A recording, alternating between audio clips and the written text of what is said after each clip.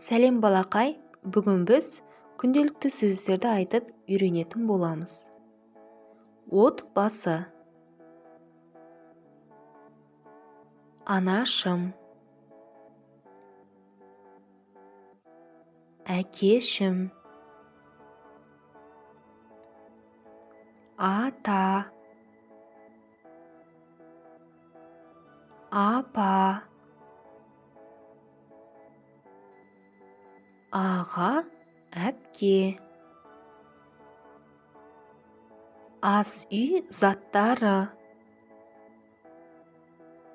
Шәйнек және кесе. Қасық, шанышқы. Таңғы ас. Түскі ас.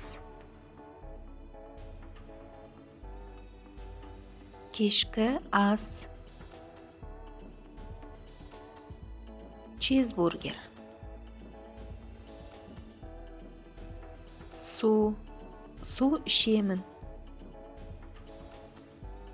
Балалар бөлмесі. Қонақ бөлмесі. Сағат, уақыт. Бұлт, жаңбыр. Кемпір қосақ. Жел, найзағай. Күн, қар, ай. Оқушылар мектепке бара жатыр. Кітап оқу. Назарларыңызға рахмет. Лайк басып жазылуды ұмытпаймыз достар.